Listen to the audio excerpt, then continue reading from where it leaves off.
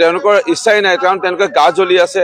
তেওঁলোকে এতিয়া কংগ্ৰেছ তেওঁলোকৰ সাংসদক যদি কোনোবাই মাৰিছে, তেওঁলোকৰ সাংসদক যদি তেওঁলোকৰ কোনোবাই মিত্ৰজোঁটৰ বোলে বা তেওঁলোকৰ ঐক্যবদ্ধ দলৰে বোলে গালি পাৰি খেদি দিছে, প্ৰদ্যুৎ বৰদলৈ ডাঙৰীয়া খেদি দিলে, কোনোবা সাংসদক ৰেভলিউচনক মাৰিছে, তেওঁলোকৰ মাজত যিটো অৰাজকতা হৈছে বা খামখিয়ালি হৈছে, মইতো আগতে মই এটা ভৱিষ্যতবাণী কৰিছিলোঁ 4 বছৰমান আগতে যে কংগ্ৰেছ এটা ডুবন্ত নাও, কংগ্ৰেছ নিশেষ হৈ যাব। আজি সেয়া হ'বলৈ ধৰিছে কংগ্ৰেছৰ।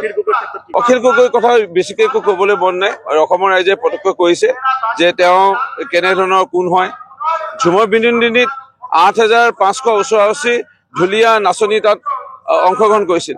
তাৰে 6,000 মূৰ্খৰ দৰে, মূৰ্খ এজনেহে ক'ব পাৰে 6,000 বোলে তাত মেট্ৰিক পৰীক্ষা দিবলৈ নগৈ তাত নাচিবলৈ গৈছে। কেৱল মাত্ৰ এজন পিতৃ তিতাবৰৰ তেওঁ নিজে স্বীকাৰ কৰিছে তেওঁ নিজৰ জীয়ৰী দুগৰাকীয়ে পৰীক্ষা অহা বছৰ দিব লাগিলে, বৰ্তমান মানে এইবাৰ ঝুমুৰত তেওঁ নিজে আন্তৰিকতাৰে ছোৱালীকেইজনীক অনুমতি দিছে।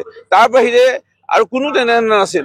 আৰু প্ৰত্যেক পৰীক্ষাত 300 বা 400 বিভিন্ন কাৰণবশতঃ এবচেণ্ট থাকে বা অনুপস্থিত থাকে।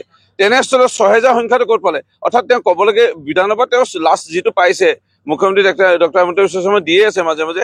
সেইকাৰণে মই অখিল গগৈৰ বিষয়ে বিশেষ ক'ব। মোৰ মা 2004 চনৰ 4 ফেব্ৰুৱাৰীত মৃত্যু হৈছিল।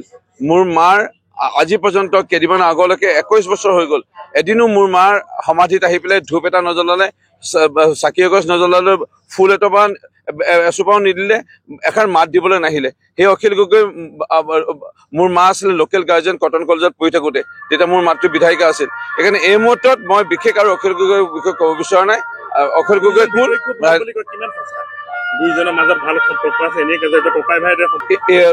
ৰাজনীতি এটা বেলেগ সুকীয়া বিষয় আৰু নিজৰ দায়িত্ব এটা বেলেগ এটা বিষয়। তেওঁৰ দায়িত্ব আছিল মই জনাত মোৰ মাতৃ লোকেল গাৰ্জেন মানে অভিভাৱক ৰূপে মৃত্যু হওঁতে এবাৰ খবৰ ল'বলৈ, এদিনো নাহিল। আজি পৰ্যন্ত 21 বছৰত নাহিল।